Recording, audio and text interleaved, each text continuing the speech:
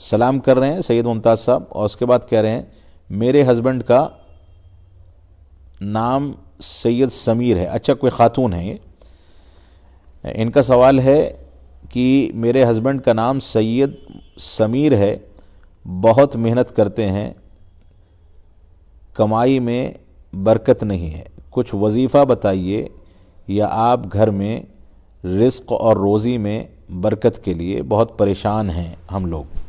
دیکھیے، ہماری بہن ہے یہ سید ممتاز ان کا نام ہے، اور ان کے ہسبینڈ ہیں سید سمیر صاحب. یہاں پر اس بات کو سمجھ لیں کہ اگر آپ کے ہسبینڈ یا آپ لوگ کچھ کما رہے ہیں، آمدنی ہوتی ہے لیکن برکت نہیں ہوتی، تو پیسوں میں برکت نہ ہونے کے چند اسباب ہوتے ہیں. اس میں سے ایک بنیادی سبب یہ ہے کہ پیسے کے اندر حلال اور حرام کی تمیز نہ کی جائے. اگر کبھی ایسا ہوتا ہے کہ آمدنی جو ہو رہی ہے اس میں حرام بھی ملا ہوا ہے اور حلال بھی ہے، تو اس سے برکت اڑ جاتی ہے. لہٰذا سب سے پہلے جو آمدنی ہے اس کو حلال پر خاص کریں، اس میں حرام کو ملنے نہ دیں، پہلی بات.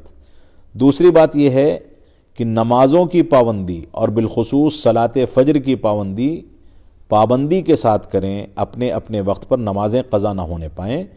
مال میں برکت کے لیے، دن بھر اللہ رب العالمین کے حفظ و امان میں آنے کے لیے نمازوں کی پابندی بہت بنیادی ذریعہ ہے. لہٰذا اس بات کا خیال کیا جانا چاہیے.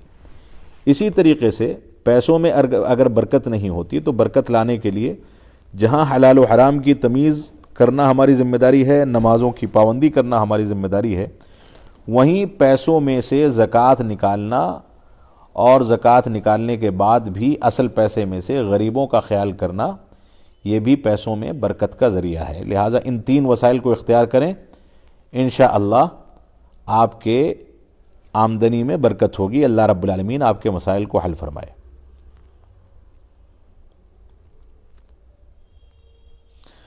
اگلا سوال ہے حافظ اللہ انصاری صاحب کا.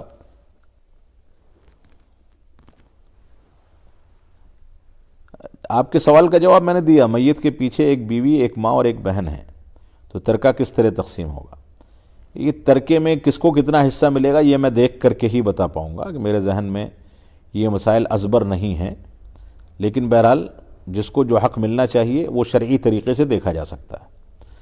اگلا سوال ہے قمر الزما رحمانی صاحب کا. سلام کر رہے ہیں اور اس کے بعد کہہ رہے ہیں وطر کی نماز میں اگر دعائے قنوت بھول جائیں تو کیا سجدے سہو کرنا ہوگا؟ نہیں، دعائے قنوت پڑھنا نہ واجب ہے نہ ضروری ہے. قنوت کبھی کبھار جان بوجھ کر کے بھی چھوڑی جا سکتی ہے، اس کے لیے سجدے سہو نہیں ہے. کبھی جان بوجھ کر کے چھوڑ دیں، کبھی بھول کر کے چھوڑ دیں، اس سے آپ کی وطر پر کوئی فرق نہیں پڑتا. فضل خان صاحب کوئی ہیں، ان کا سوال ہے عشر کے لیے کن مال کے اناج پر عائد ہوتی ہے؟ سوال واضح نہیں ہے. عشر کے لیے کن مال کی اناج پر عائد ہوتی ہے؟ سوال واضح کریں. عشر اصل میں 10واں حصہ، غلے کا 10واں حصہ نکالا جائے گا، یا بعض صورتوں میں غلے کا 20واں حصہ نکالا جائے گا. اگر ہم پانی خود دیتے ہیں اپنی کھیتی کو، غلے کو، اور پانی پر خرچ کرتے ہیں تو ایسی صورت میں اس کا 20واں حصہ، اور اگر پانی پر خرچ نہیں کرتے، پانی خود مل جاتا ہے بارش سے یا نہر سے، تو ایسی صورت میں اس کا 10واں حصہ یہ زکوٰۃ ہوتی ہے.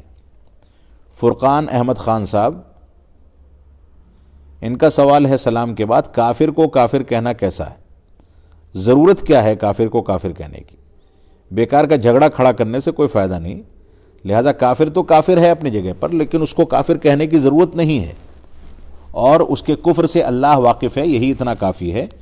ہم اگر اس کو کافر کہیں گے تو یہ چیز ہمارے لیے مشکلات کھڑی کر سکتی ہے، لہذا اس سے پرہیز کرنا چاہیے. سجاد چودھری صاحب سلام کر رہے ہیں، کہہ رہے ہیں میرا سوال یہ ہے کہ مردے کے لیے قرآن پاک پڑھ کر دعا کے ذریعے ثواب پہنچایا جا سکتا ہے؟ نہیں، دعا کر کے ثواب پہنچایا جا سکتا ہے، اس کی جانب سے صدقہ کیا جا سکتا ہے، لیکن قرآن پڑھ کے دعا نہیں کی جا سکتی.